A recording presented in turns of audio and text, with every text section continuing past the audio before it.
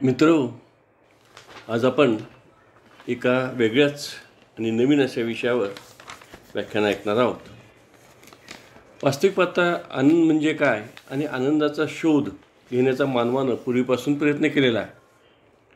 हे जरी खरं असलं तरी मानसशास्त्रामध्ये असं लक्षात येतं, साधारणपणे 18व्या शतकामध्ये थोडाफार प्रयत्न हॅपीनेसबद्दल झालेला दिसतो. नंतर मात्र इकडं फारसं लक्ष दिलेलं दिसत नाही. आणि आता अगदी अलीकडं म्हणजे एक असं म्हणलं जातं की आयर्लंडमधले एक लेखक होते हक्सले म्हणून.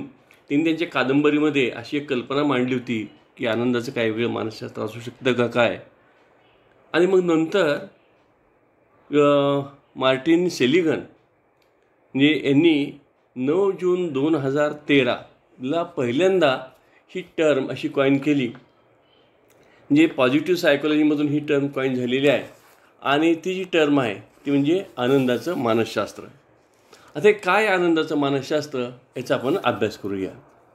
पहिल्यांदा आनंद म्हणजे तरी काय, तर या ठिकाणी असं म्हणले आनंद ही एक भावनात्मक स्थिती आहे की ती कशातून दिसते आपल्याला. कशात एखादी व्यक्ती आनंदी आहे असं आपण जेव्हा म्हणतो, कशातून दिसते ते आपल्याला त्याचं, तर त्याचा हर्ष, समाधान, तृप्ती आणि पूर्णता या मार्गाने ती व्यक्त होते असं म्हणलेलं आहे.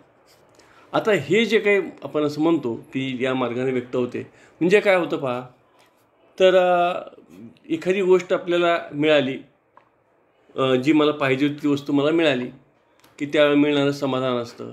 एखादी गोष्टचं मी काम पूर्ण केलं त्याची एक तृप्ती असते आणि त्यामुळं त्यावेळेला जी तुमची भावना तयार होते तर ती एक आनंदाची भावना असते. आता ही जी काही जी भावना आपण असं म्हणतो की आनंदाची भावना जी आहे, तर या आनंदाच्या भावनेमध्ये त्या आनंदाची 2 अंग मानलेली आहेत. एक आहे म्हणजे भावनांचे समतोलन.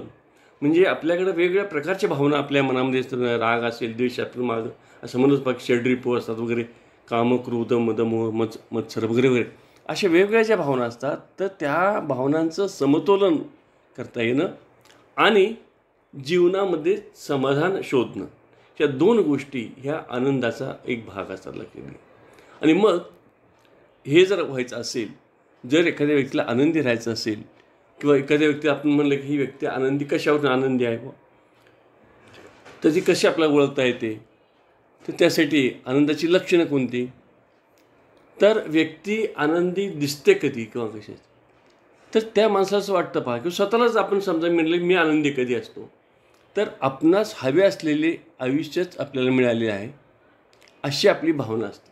नाही ठीक आहे बाबा, मला जे मिळालेलं आहे ना मी खुश आहे, म्हणजे या असं वाटणं ही तुमची आनंदाची स्थिती असली म्हणजे आनंदाचं लक्षण आहे असं वाटणं.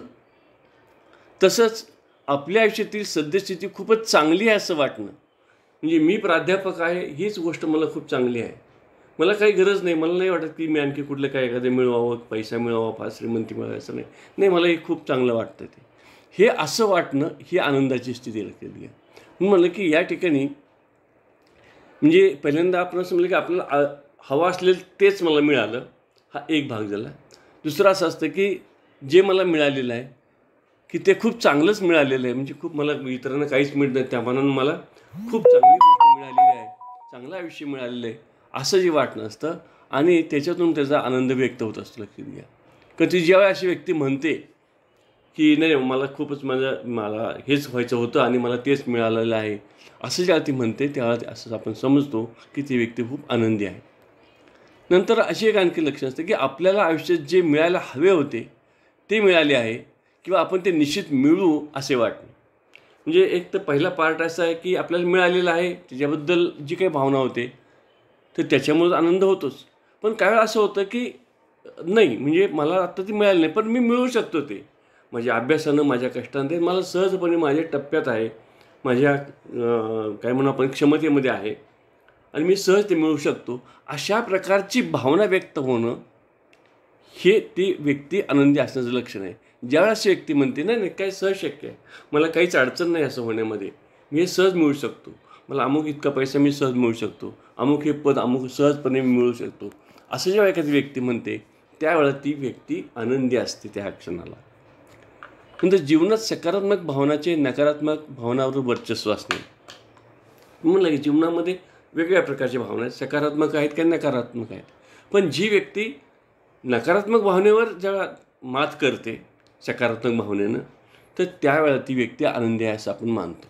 म्हणजे कसं पहा की एखादी व्यक्ती समजा अशी कल्पना करू आपण, एखादा मुलगा आहे आणि त्याला असं वाटतं की मला मेडिकलला जायचं होतं आणि दुर्दैवानं म्हणा किंवा त्याला मेडिकलला प्रवेश मिळालेला नाही वगैरे वगैरे.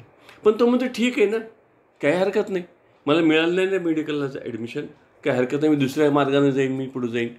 अशा पद्धतीनं म्हणजे ही लक्षात घ्या की ही जी नकारात्मक भावना असते, दुःख होण्याची जी भावना असते, त्याच्यावर त्यांनी मात केलेली असते. आणि तो म्हणतो की नाही ठीक आहे, नाही मेडिकल नाही चालेल, मी दुसऱ्या एखादा कोर्स जॉईन करतो, मी एखादा चांगला सायन्स म्हणजे रिसर्चर होतो. अशा पद्धतीनं तो व्यक्त व्हायला लागतो. तर ते त्याचं लक्षण असतं की ही व्यक्ती आनंदी व्यक्ती आहे. आता हे जे आहे हे आनंदाचे प्रकार वेगवेगळे मानलेले आहे. एक तर अगदी जुने आपल्याला माहीत असेल सर्वांना की एक ग्रीक तत्त्वज्ञ ॲरिस्टॉटल यांनी आनंदाचे 2 प्रमुख प्रकार सांगितलेले लक्षात. आता हे जे 2 प्रकार आहेत जे सांगितलेले आहेत त्याच्यामध्ये त्याने असं पहिलं म्हणलं की हेडोनिया, म्हणजे अगदी आता खरं म्हणजे मी त्याचं भाषांतर केलं इंद्रिय सुख, मला माहीत नाही ते कितपत बरोबर आहे, परंतु त्याची कल्पना काय पहा की ज्यावेळेला एखाद्या इंद्रिय समाधानाशी संबंधित जास्त आनंद, तर त्याला हेडोनिया किंवा म्हणता येईल. पहा म्हणजे कसं पहा, अगदी खूप कडक ऊन पडलेलं आहे आणि तुम्ही रस्त्याने चाललेलं आहे, खूप ऊन आहे आणि अगदी तुम्ही चालत चाललेला आहात आणि तिथे रस्त्याला मस्तपैकी असं थंड असे झाड दिसतं तुम्हाला हिरवगार, आणि त्यात तुम्ही झाडाखाली थांबता आणि त्याच दरम्यान एक वाऱ्याची झुळूक येते. तर त्या क्षणाला तुम्हाला त्या झुळकेचा जो स्पर्श होतो शरीराला, तो क्षण, तर तो जो आनंद तो आनंद असतो. तर हा प्रकारचा आनंद आहे. नंतर तसंच या ठिकाणी म्हणजे जेवढी आपली ज्ञानेंद्रिय थोडक्यात ह्या ज्ञानेंद्रियांना सुखी करणारी, समाधान करणारी ज्या गोष्टी असतात त्याला आपण म्हणतो की इंद्रिय सुख आहे किंवा हेडोनिया. म्हणजे अशा प्रकारे म्हणजे आनंद होतोच ना. मला हे पदार्थ खायला मिळाला, मी पाहुण्याच्या घरी गेलो जेवण करायला आणि त्यांनी नेमकं त्या दिवशी मला श्रीखंड दिलेला आहे आणि नेमकं श्रीखंड खाताना मला जो त्याचा स्वाद असतो तो माझ्या आवडीचा असल्यामुळं काय झालं की मला तो विशिष्ट प्रकारचा आनंद मिळाला. तर हा जो भाग आहे म्हणजे मला जिभेला तो जे काही माझी संवेदना आहे त्या संवेदनेचं समाधान केलं, त्या इंद्रियाचं समाधान केलेलं आहे त्या स्वादानं, किंवा मग अशी म्हणल्याप्रमाणे ती झुळूक जी होते स्पर्श त्याचं समाधान केलेलं आहे, किंवा फुलाचा सुगंध असतो, खूप एखाद्या ठिकाणी चाललं एकदम मोगऱ्याचा वास येतो सुंदर, की त्याच्यामुळे आपल्याला काही समाधान होतं. आणि त्या मोमेंटला जो मिळणारा आनंद असतो ह्याला म्हणायचं हेडोनिया, किंवा म्हणून मी त्याला एक साधा शब्द वापरला आहे इंद्रिय सुख. म्हणजे इंद्रियाला समाधान देणारा सुखावणारा आनंद, म्हणून त्याला इंद्रिय सुख म्हणलेलं आहे आपण. आणि दुसरा जो प्रकार त्याने म्हणलेला आहे तो इडमोनिया किंवा ज्याला आत्मानंद असं म्हणतात. आता हे जे काही आहे आत्मानंद म्हणजे काय पहा, तर हा जो आत्ता आपण पाहिला हेडोनिया तो कसा होता की अगदी तात्कालिक होता, म्हणजे इंद्रियाला समाधान दिलेलं आहे हे सुख, पण हा खूपच तात्कालिक आनंद आहे. परंतु ज्यावेळेला आपण असा विचार करतो की माझ्या आयुष्याला काहीतरी अर्थ आहे आणि ते अर्थ शोधण्यासाठी किंवा त्याची पूर्तता करण्यासाठी मी धडपड करतो आणि त्या धडपडीतून ती गोष्ट साध्य होत असते, ती जबाबदारी मला पार पाडावं लागतात आणि ती साध्य होते, त्याच्यातून मिळणारा जो आनंद असतो त्याला म्हणायचं आत्मानंद किंवा इडोमिनिया. म्हणजे इडोमिनियाचं मी असं भाषांतर थोडंसं केलं की आत्मानंद म्हणजे माझ्या आत्म्याला शांती मिळाली की नाही, मी असं जर ठरवलं होतं आणि त्या गोष्टी साध्य करण्यासाठी मी एवढ्या वेगळ्या असं गोष्टी केल्या आणि ते करताना मी ते आवश्यक ते मी मिळवलेलं आहे. अशा प्रकारची भावना, अशा प्रकारे मिळणारा जो आनंद आहे थोडासा दूरगामी स्वरूपाचा म्हणून आपण, थोडासा वरच्या लेवलचा आनंद म्हणू, वरच्या पातळीवरचा आनंद म्हणून आपण त्याला म्हणलं आहे की आत्मानंद, त्यासाठीच मी नाव त्याला दिलेलं आहे. नंतर अलीकडे मानसशास्त्रींनी आणखी एक प्रकार सांगितला आहे आनंदाचा. पहिले 2 प्रकार जे होते ते ॲरिस्टॉटलने सांगितले होते, आणि तिसरा एक आता अलीकडच्या मानसशास्त्राने सांगितला आहे तो म्हणजे प्रतिबद्धता किंवा एंगेजमेंट. म्हणजे थोडक्यात कमिटमेंट जास्त. म्हणजे एखाद्याला कसं होतं पहा की आपण एखादा शब्द दिलेला असतो आणि ते शब्द आपण पाळतो आणि त्या पाळल्यामुळं जे काही आनंद मिळतो मला त्याला म्हणायचं या ठिकाणी प्रतिबद्धता, म्हणजे प्रतिबद्धतेतून मिळणारा आनंद आहे. म्हणजे या ठिकाणी पहा की काही शब्द म्हणजे अगदी आपल्या घरातले अगदी शब्द म्हणजे अगदी फार मोठं वचन दिलेलं असतं अशातला काही भाग नाही. अगदी साध्या साध्या गोष्टी असतात पहा, की मी एखाद्याला सांगितलं की मी या ठिकाणी अमुक अमुक उद्या त्याला 5 वाजता भेटतो आणि मला ते भेट म्हणजे मी खूप त्रासातनं कष्टानं का होईना पण मी ते 5 वाजता त्याला बरोबर त्याला भेटलेलं आहे. म्हणजे हा साधा दिलेला शब्द होता, अगदी दैनंदिन व्यवहाराला शब्द होता. पण त्यावेळेला मला ते बरोबर भेटून झालं की नाही किंवा मी तुला अमुक बाबा पैसे देतो तुला उद्या मी त्याला मी पैसे मागितले तुला आणि मी 5,000 रुपये कुठल्याही परिस्थितीत तुला मी देतो आहे. मग मी कष्ट करून किंवा काय अडचणीतून मार्ग काढून का होईना पण त्याला ते 5,000 मिळवून दिले. तर हा जो मिळवून दिल्याचा आनंद आहे, तो जो शब्द पाळल्याचा आनंद आहे, त्याला म्हणतात प्रतिबद्धता आनंद. आता ह्याच आनंदाचं एक्सटेन्शन म्हणू आपण, जे पुढं आहे ते वेगळे आनंदाचे प्रकार आणखी कसे केलेत पहा.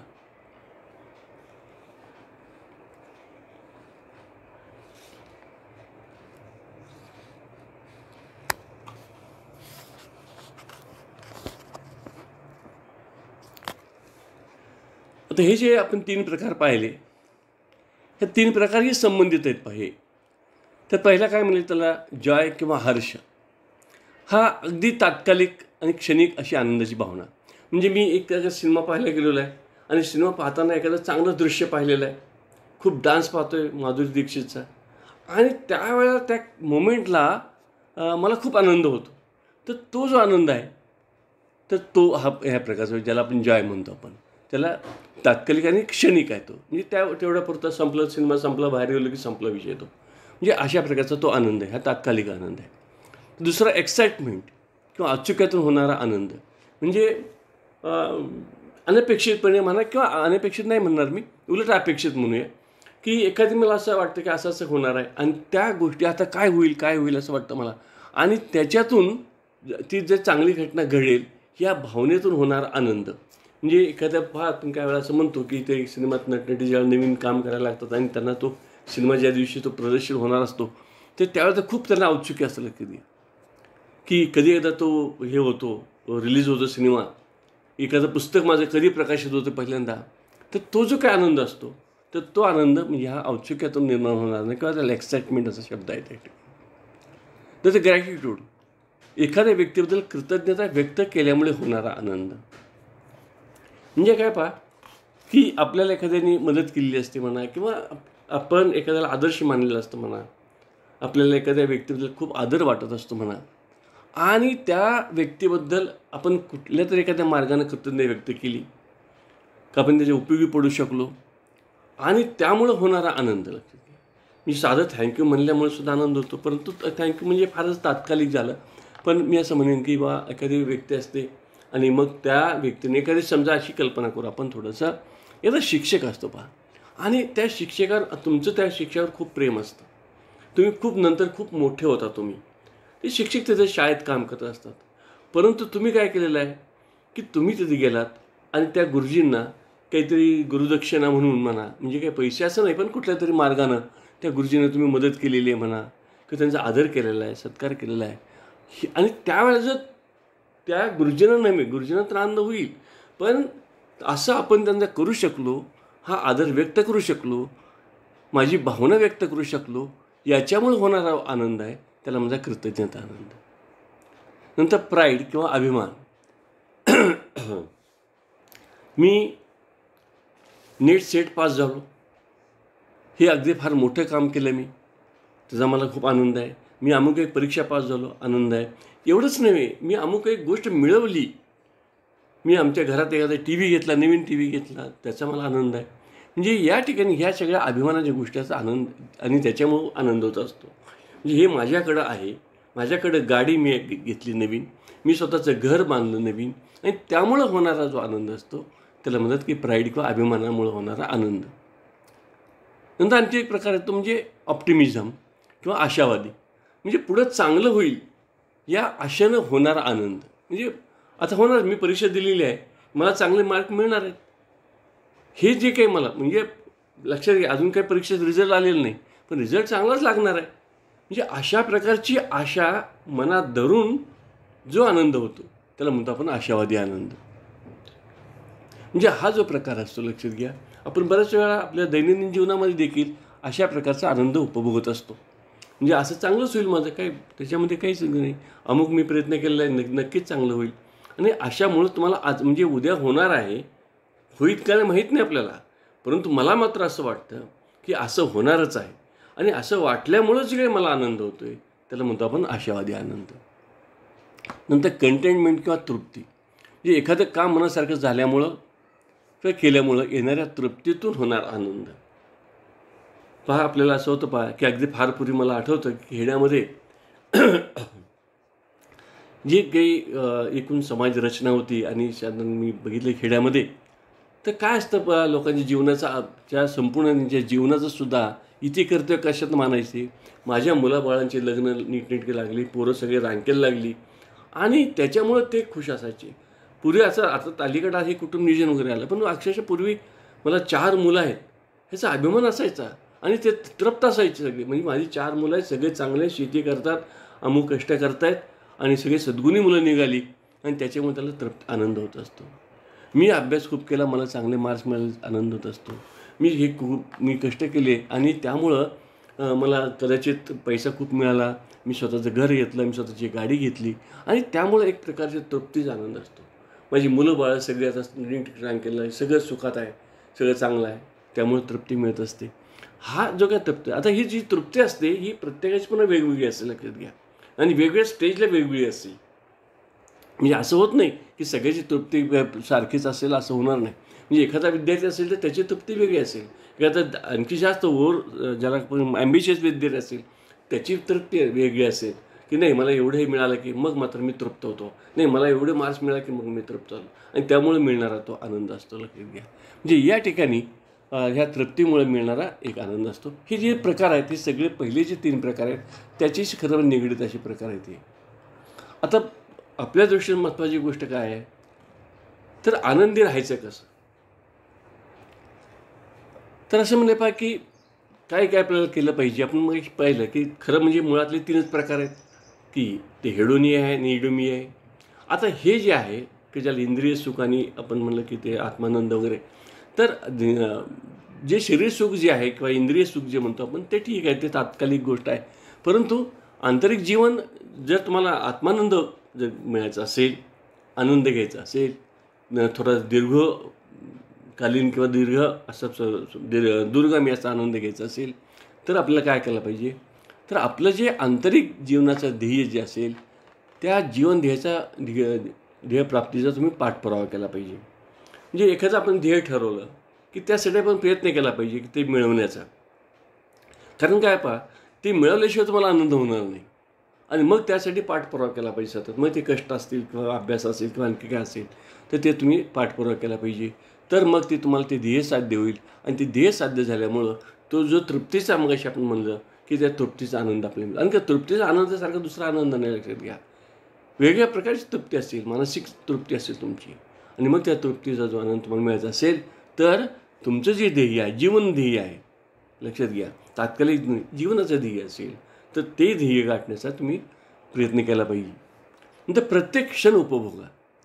बऱ्याच वेळा काय होतं माहिती आहे का, आपण नाही आता हे आपण नंतर करू म्हणजे आजचा क्षण आपण सोडून पुढच्या क्षणासाठी आपण धावत राहतो आणि आजचा क्षण उपभोगायचाच राहून जातो. एक गमतीचं उदाहरण मी आपल्याला सांगेन. मी परवाची कुठली गोष्ट अशी वाचली की 2 मित्र असतात आणि ते त्यांना एक सवय असते, एका ठिकाणी जेवायला जातात. तर बऱ्याच वेळेस असं होतं की एक मित्र असतो, तो काय करतो, जेवताना जे ताटात वाढतात, म्हणजे लग्नाच्या पंक्तीमध्ये जेवताना जेव्हा ताटात वाढतात ते, तर एक मित्र काय करत असतो, त्याला जे आवडतं ते पहिल्यांदा खातो आणि दुसरा जो असतो तो जे आवडत नाही ते पहिल्यांदा खात राहतो. म्हणतो आपण जे आवडीचं आहे ते आपण नंतर खाऊ, असं त्याची भावना असते. मग होतं काय पहा की प्रत्येकाला जो वाढपी असतो ते ताटाला संपलं, म्हणजे हा जो एक मुलगा जो आहे जो आवडीचं पहिल्यांदा खातो, त्या ताटाला आवडीचा पदार्थ संपलेला असतो म्हणून पुन्हा तो तिथं वाढतो. आणि इकडं जो दुसरा जो असतो, जो नावडीचा पदार्थ त्याने खाल्लेला असतो अगोदर, पुन्हा त्याला नावडीचाच पदार्थ मिळतो. असं होत राहतं. आपल्या आयुष्यामध्ये देखील अशाच गोष्टी होण्याची शक्यता निर्माण होते. आणि म्हणून आता तुम्ही आत्ताचा क्षण उपभोगा. म्हणजे उद्या मला मिळेल, मग उद्याच मी करू अमुक, असं त्या का करू. तर तो जो क्षण आहे हा आपल्याला क्षण उपभोगता आला पाहिजे, लक्षात घ्या. म्हणजे हा जो काही उपभोग जो आहे चांगल्या अर्थानं, म्हणजे थोडक्यात की बऱ्याच वेळा असं होतं पहा, म्हणजे मला काही वेळेला वाईट असे अनुभवसुद्धा असे आलेले आहेत की काही वेळा नवरा बायको असतात आणि मग त्यांचे लग्न झाल्यानंतर काही कारणानं काहीतरी कटकटी भांडणं होतात आणि अगदी 2-4 वर्ष 5 वर्षे त्यांची भांडणं कटकटी आणि मग तारुण्य संपल्यानंतर मग तुम्ही कुठं तुमचा समझोता होतो. अरे तुमचं सगळं तारुण्य संपलं ना, आता समझोता करून काय करता? हे सगळं जे उपभोगायचं होतं जीवन तुमचं तेच तुम्ही सोडून दिलं. आणि म्हणून प्रत्येक गोष्टीमध्ये लक्षात घ्या, तो क्षण आपल्याला भोगता आला पाहिजे. नंतर नकारात्मक विचारांना बाजूला करा. लक्षात घ्या, जगामध्ये दोन्ही गोष्टी आहेत, सकारात्मक आहेत नकारात्मक आहेत. आपल्यासुद्धा कितीतरी गोष्टी असतील, सोडून द्या. फार नका विचार करायचा. कारण कसं असतं पहा की त्या गोष्टी तुम्ही विचार करत राहिलात ना की त्याच गोष्टी पुन्हा पुन्हा येत राहतात. मी तुम्हाला आणखी यासाठी उदाहरण सांगेन. एक समजा अशी कल्पना करा, आपल्या एका हाताला किंवा एका छोटासा पुरळ आलेला आहे, अशी कल्पना. छोटासा पुरळ असतो आणि तो काही फार मोठा त्रासदायक असतो अशातला काही भाग नसतो.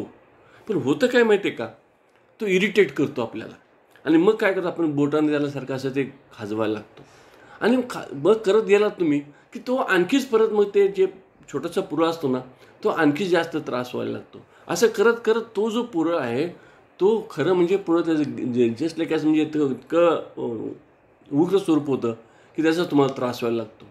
नका तुम्ही दुर्लक्ष करा त्या पुरळाकडं, काही होत नाही. तो थोडासा इरिटेट होईल सुरुवातीला, तुम्ही दुर्लक्ष करा, तो आपोआप जिरून जाईल तिथं. म्हणजे हा जो तसं नकारात्मक विचाराचा आहे, लक्षात घ्या. नकारात्मक विचार जे आहेत ना ते तिथं सोडून द्या. फार नका त्याच्या पुन्हा पुन्हा जी उजळणी करत बसू. उजळणी करत गेलात की पुन्हा पुन्हा तेच विचार येत राहतील आणि मग तुम्हाला जे सुख मिळायचे, तुम्हाला जो आनंद मिळायचा आहे तो आनंदच मिळणार नाही. म्हणून नकारात्मक विचाराला बाजूला करा. नंतर संकटाला संधी मानण्याची वृत्ती ठेवा. मला आठवतं की अशी एक मी बातमी वाचली होती किंवा पेपरला कुठं वाचलं होतं की अमिताभ बच्चनच्या वडिलांनी त्यांना शिकवलं होती ही गोष्ट. एखाद्या गोष्टीत अपयश आलं की असं आपण समजावं की परमेश्वराने आपल्याला अशी संधी दिली की आता ह्याच्यापेक्षा तुला चांगलं काम करायचं आहे. म्हणजे अशा पद्धतीने विचार केला पाहिजे. म्हणजे बच्चनच मला या माहितीप्रमाणे त्यांना सुद्धा एका आकाशवाणी केंद्रात नाकारलं, त्यांचा आवाज चांगला नाही म्हणून. कल्पना करा तुम्ही. म्हणजे त्यांना अनाऊन्सर म्हणून त्या ठिकाणी त्यांनी ट्रायल दिली होती, ते नाकारलं होतं. पण तसं नाही झालं. मग ते नाराज झाले, निराश झाले नाहीत. दुसऱ्या फील्डमध्ये आपण जाऊया. म्हणजे हा जो प्रकार आहे लक्षात घ्या. तर संकट जर असेल, कुठलं एखादं संकट आलं तर त्याच्यात संधी शोधा आणि मग म्हणजे त्या संकटाला उलट असा विचार करा. एक आपण मला ह्यासाठी सुद्धा एक छोटीशी मी गोष्ट सांगेन की महाभारतामध्ये आपण महाभारत पाहतो वगैरे सगळं ठीक आहे. कौरव आणि पांडव जे होते, पांडवांनी का जिंकलं लक्षात घ्या. शेवटी जे आहे एक भाग त्यातला, अनेक गोष्टी असतील जिंकणे, पण एक गोष्ट लक्षात घ्या की त्यांना संकट येत गेली आणि संकट जसजशी येत गेली तसतसे ते अधिक कणखर बनत गेले, संघर्ष करत गेले आणि त्यामुळं संघर्ष करण्याची, संकटावर मात करण्याची त्यांना सवय लागली. आणि त्या तुलनेनं जे काही कौरव होते, हे जे कौरव आहेत हे सुखासीन राहिलेले. त्याला कधी संघर्ष करावाच लागलेला नाही. संकट कधी त्यांना फारशी आलेलीच नाही. कुठल्या परिस्थितीला तोंड द्यावंच लागलेलं नाही आणि त्यामध्ये सुखासीन झाले. आणि म्हणून आपण असा विचार केला पाहिजे, जी संकटं येतात तर ती आपल्याला संघर्ष करायला शिकवतात, त्याच्यावर मात करायला शिकवतात. आणि म्हणून त्या संकटाकडं संकट न म्हणून पाहता की आपल्याला एक संधी म्हणून आपण तिकडं पाहण्याची वृत्ती ठेवली पाहिजे. नंतर वास्तवात जगायला शिका. काय होतं बऱ्याच वेळा विशेषतः साहित्याचा अभ्यास करणारे जे लोक असतात आणि विशेषतः ललित साहित्याचा, तर ते काय होतं की कथा कादंबऱ्यामध्ये त्याचा परिणाम असा होत जातो आणि मग त्याच विश्वात कदाचित ते रमण्याची शक्यता असते. आणि मग त्यांना असं वाटतं की जीवन सगळं सोपं आहे, चांगलं आहे, हिरो हिरोईन अमुक आहे, किंवा सिनेमा पाहणारे म्हणा किंवा टी व्हीवरचे सिरियल बघणारे लोक म्हणा, सगळं चांगलंच आहे. मला काही वेळा आमचे मित्र सांगतात की फॉरेनच्या लोकांना जर आपलं भारतीय टी व्ही पाहिला तर दाखवला तर असं वाटेल इथल्या जाहिराती पाहून इथल्या बायका नुसतं धुणं धुतात आणि पोरं चॉकलेट खातात.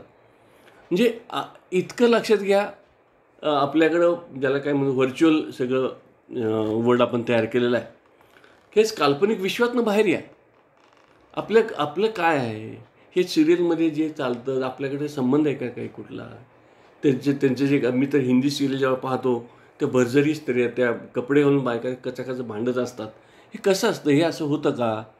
सर्वसामान्य आपलं जीवन काय आहे? खेड्यातले आमचे लोक पाहतात आणि मी पाहिलं की खेड्यातले लोकसुद्धा अगदी ते खूप ह्यानं पाहत असतात ते. अरे आपलं जीवन काय? त्यांचं काय आहे? तर हे वास्तव जगायला शिकलं पाहिजे.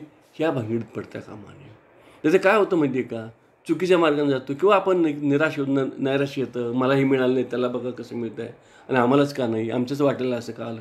अशा प्रकारचं वाटायला लागतं. आणि म्हणून वास्तव जगायला शिका. आपली मर्यादा काय आहे? आपल्याकडे उत्पन्न काय आहे? आपल्याकडे बुद्धिमत्ता किती आहे? आपली नोकरी काय आहे? हे सगळ्या गोष्टी आपली सामाजिक मांडणी कशी आहे ह्या आणि आपलं स्थान काय त्याच्यामध्ये ह्या सगळ्याचं डोळे उघडून ठेवून तिकडं पहा. आणि मग हे जर आपण पाहिलं तर मग आपण याच्यामध्ये दुःखी व्हायचं काही कारण राहत नाही.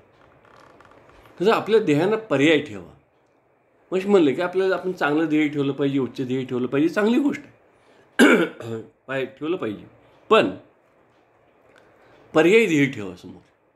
म्हणजे हे जर ध्येय साध्य झालं नाही तर ठीक आहे, हे नाही ना तर मी दुसरा एक करतो, दुसरं नाही तर तिसरा असेल. म्हणजे फार त्यामध्ये तुम्ही प्रेफरन्स ठेवा ज्याला की मग हे नाही झालं तर हे दुसरं, हे नाही तर ते तिसरं. परंतु एकाच ध्येय असं ठेवू नका. कारण काय होतं बऱ्याच वेळा जर ते ध्येय साध्य झालं नाही, ती ध्येय मध्ये अडचण आली तर मग आपल्याला एक प्रकारचं नैराश्य येतं आणि आपण खूप दुःखी होतो. आणि म्हणून मग नाही ठीक आहे ना, हे नाही तर मी दुसरं ध्येय किंवा त्याच्यात थोडंसं आपण लोअर लेवलला म्हणूया फार तर की हे ध्येय मी इथपर्यंत तरी आलो. मला फक्त या ठिकाणी समजा या ठिकाणी मी म्हणलं की मला ह्याला तुमच्या 12वीला 90% मिळायला पाहिजे होते. ठीक आहे ना, 90-80 मिळाले ना, काय हरकत नाही. 80% मार्क मिळाले, दुसरा कुठला कोर्स आहे का आपण तिकडं बघूया, काही फार प्रॉब्लेम येणार नाही. अशा पद्धतीची विचारसरणी जर आपण अवलंबली तर मग आपल्याला काही अडचण येत नाही आणि आपण दुःखी होत नाही आणि निश्चितपणे आपण आनंद मिळवायला सक्षम होतो. नंतर जग सुंदर आहे ही सतत भावना बाळगा. म्हणजे बऱ्याच वेळ काय होतं, नाही सगळं जग आहे वाईटच आहे, ही जगामध्ये काय टपलेलं आहे माझ्यावर, वाईटावरच आहे, अशा प्रकारे चुकीचे करू नका. जग सुंदर आहे, लक्ष खूप चांगलं जग आहे आणि आपल्याला देखील ह्या जगाच्या सुंदरतेमध्ये आपल्यालाही भर घालायची आहे, आपणही सुंदरतेमध्ये भर घालायची आहे. अशी भावना सतत बाळगली की मग निश्चितपणे आपण आनंदीच राहतो. पण आपण जर असं एकदा सुरुवातीला आपण म्हणत गेलो तर नाही सगळं जग काय भोवताल जग असतं ना ते फार वाईट असतं, बेकार असतं, दुष्ट लोक असतात, असं जर सातत्यानं म्हणत राहिलो तर मग आपण कधी सुखी राहणार नाही. म्हणून लक्ष आणि खरंच आहे की केवळ आपल्याला म्हणण्यासाठी नव्हे, आपल्या समाधानासाठी नव्हे, ते जग खूप सुंदर आहे आणि आपल्याला ते आणखी सुंदर करायचं आहे हे लक्षात घ्या. नंतर दुसऱ्याबद्दल नेहमी कृतज्ञ असा. म्हणजे आपल्याबद्दल म्हणजे कारण काय होतं पहा, आपल्या घरातले आईवडील असतील, भाऊ बहीण असतील, शेजारी असतील, शिक्षक असतील किंवा समाजातले बाकीचे लोक असतील. मी जेव्हा एखादं यश मिळवतो तेव्हा त्या यशाचा वाटेकरी मी एकटा नसतो, लक्षात घ्या. मी एकटा वाटेकरी नाही त्याचा. कारण माझ्या यशामध्ये माझ्या आईवडिलांचं श्रेय असतं, कष्ट असतात, माझ्या बहीण भावंडाचेच कष्ट असतात. अहो शेजारीने जर टी व्ही लावला नसता मोठ्याने लावला असता तुमची 12वीच्या परीक्षेच्या वेळेला तर त्याचा त्रास झाला असेल, तुम्हाला 12वीला चांगले मार्क्स मिळाले नसते. शेजारीने तुम्हाला मदतच केली एका दृष्टीनं अप्रत्यक्षरित्या. म्हणजे हा विचार केला पाहिजे की शेजारीने देखील आपल्याला मदत झालेली आहे, म्हणजे शिक्षकांची मदत झालेली आहे, मित्रांची मदत झालेली आहे आणि म्हणून त्यांच्याबद्दल नेहमी कृतज्ञ असा. असं एकदा आपण असं कृतज्ञ राहिलो की मग आनंद हा आपोआप तुमच्याकडे येत जाईल. म्हणजे असं कधी चुकीची अपेक्षा करू नका, चुकीचं दुसऱ्याला दोष न द्यायचा जो काही प्रयत्न करू नका, तर उलट नेहमी दुसऱ्याबद्दल कृतज्ञता बाळगा. नंतर सामाजिक आणि परोपकारी काम करा. हे तर अक्षरशः सायकोलॉजिस्ट लोकांनी सांगितलं, लक्षात घ्या. जर तुम्हाला आनंद मिळवायचा असेल तर तुम्हाला सामाजिक काम करण्याची आणि परोपकारी काम करण्याची सवय लागली पाहिजे. ह्यात खूप आनंद मिळतो. हे मी म्हणतो असं नाही, हे खूप खूप मोठे सायकोलॉजिस्ट सांगत आहेत की ही अत्यंत आवश्यक गोष्ट असते आनंद मिळवण्यासाठी. बऱ्याच वेळा काय होतं की आपण आपल्याच विश्वात राहतो, मग आपलेच विषय, आपल्याच अपेक्षा, आपल्याच गरजा, आपल्याच इच्छा आकांक्षा मग त्या पूर्ण कशा होत नाहीत किंवा होतात, ते सगळं त्याच्यातच आपण अडकून राहतो आणि मग आपलं विश्व खूप लहान करून घेतो आपण. आणि त्यामुळं मग आपल्या ह्या ज्या काही आनंद जो मशी म्हणल्याप्रमाणे की सामाजिक काम केल्यामुळं परोपकारी काम केल्यामुळं जो काही आनंद मिळतो त्या आनंदाला आपण मुकतो. म्हणून जरी आनंद मिळत असेल तर अशा प्रकारचं आपण काम केलं पाहिजे. नंतर आपल्या अभिरुचीचा शोध घ्या व त्यात अधिक रस घ्या. म्हणजे आपल्याला कशाची आवड आहे तर ते आपण शोधलं. म्हणजे मला वाचनाची आवड आहे, मला लेखनाची आवड आहे, मला किंवा खेळाची आवड आहे, संगीताची आवड आहे, हे आपल्याला शोधता आलं पाहिजे.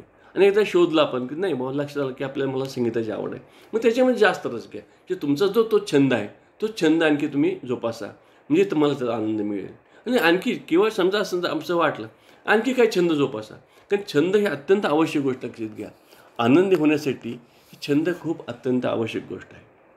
मी म्हणलं तुम्हाला की जर तुम्हाला स्वतःला जर असं वाटत असेल की नाही मला फक्त खेळण्यात आनंद आहे, ठीक आहे, तर तो तुमचा जो काय आहे तर त्याच्यामध्ये तुम्ही आणि थोडं ॲडव्हान्स त्याचं नॉलेज म्हणा किंवा त्यामध्ये जास्त गती हे करा, गतीने पुढे जा. तसंच हे जे आहे की ह्याशिवाय म्हणजे समजा मला जे आवडत असलेलं, पण समजा की मला असं नाही वाटलेलं, पण नंतर कदाचित ह्या आवडी ज्या असतात ह्या नंतर बदलतात. असं काही आवड म्हणजे काही जन्मजात नसते, लक्षात घ्या. ही संपादित बाब असते. त्यामुळं आणखी वेगळ्या प्रकारचे काही अभिरुची आपण विकसित करू शकतो. आणि वेगवेगळे छंद आपण जर आपण निर्माण केले ते जोपासले तर मग आपल्याला निश्चितपणे आनंद मिळतो. नंतर नियमित व्यायाम करा. आता मला सर यात व्यायामाचा कुठे संबंध आला ह्या तुमच्या आनंदामध्ये, तर लक्षात घ्या सायकोलॉजीसुद्धा हे सांगितलेलं आहे जर तुम्हाला आनंदी व्हायचं असेल तर तुम्ही किमान दररोज काही व्यायाम केलाच पाहिजे. जे कारण काय, ह्याचा संबंध आहे तुमच्या शारीरिक ठेवणीशी, शारीरिक आरोग्याशी. तुमचं व्यायाम जर केला तर तुमचं शारीरिक आरोग्य चांगलं राहतं आणि शारीरिक आरोग्य चांगलं राहिलं की मानसिक आरोग्य चांगलं राहतं.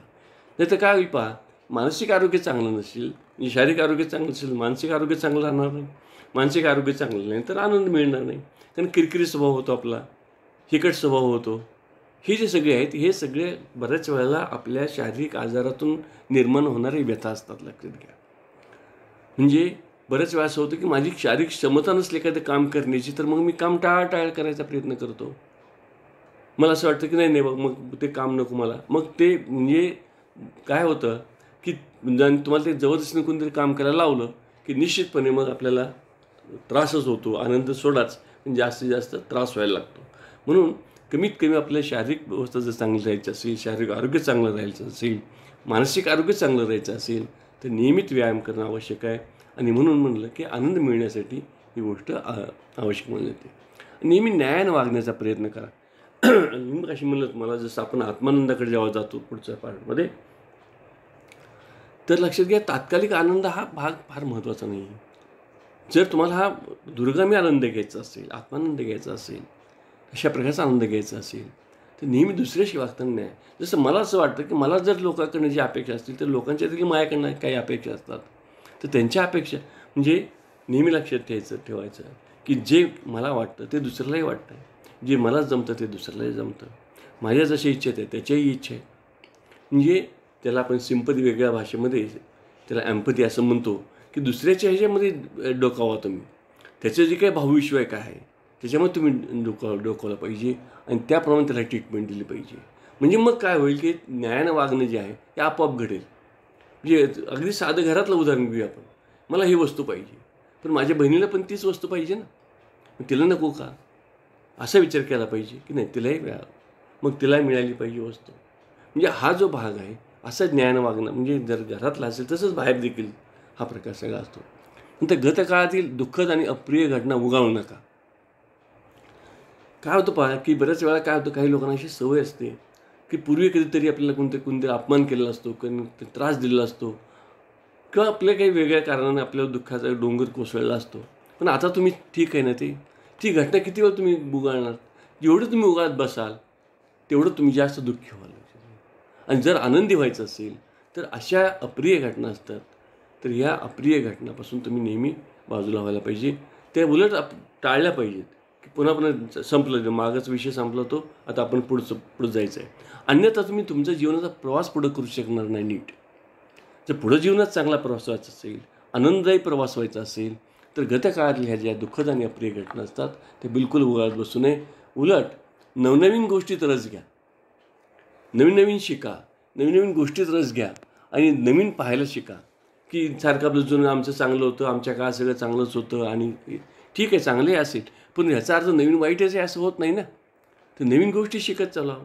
आता आलं संगणक आला, कॉम्प्युटर आला, अमुक आला, नवीन शिका. आणखी काही गोष्टी येतात पहा, वेगळी कौशल्य येत आहेत, हे माहीत करून घ्या. वेगवेगळ्या प्रकारचं ज्ञान घ्या. म्हणजे काय होतं बघा की ते ज्ञान घेण्यामध्ये, ते कौशल्य प्राप्त करण्यामध्ये एक वेगळ्या प्रकारचा आनंद मिळतो. म्हणजे तुम्ही त्या ह्याच्यामध्ये बिझी राहिलात आणि हे नवीन आहे म्हणून जे शिकताना जो काही आनंद असतो लक्षात घ्या, तो खूप मोठा आनंद असतो. आणि म्हणून जर मोठा आनंद घ्यायचा असेल तर वेगवेगळे जे काही नवीन गोष्टी असतील त्यामध्ये रस घ्या. या अशा जर आपण प्रकार जर करत राहिलो तर निश्चितपणे आपण आनंदी होत जाऊ. म्हणजे या ठिकाणी हा जो सगळा प्रकार लक्षात घ्या. म्हणजे आनंदी जर व्हायचं असेल तर आपल्याला या सगळ्या गोष्टी केल्या पाहिजेत. आणि महत्त्वाची मगाशी शेवटचा आपण भाग पाहिला होता की दुसऱ्याशी न्यायानं वागा आणि जुन्या ज्या काही घटना आहेत ते जास्त उगाळू नका, त्यावर फार कॉन्सन्ट्रेशन करा. आणि असं जर आपण केलं तर आपण निश्चितपणे सुखी होऊ, आनंदी होऊ आणि तुम्ही सर्वांनी आनंदी राहावं अशी अपेक्षा व्यक्त करतो आणि या ठिकाणी मी थांबतो.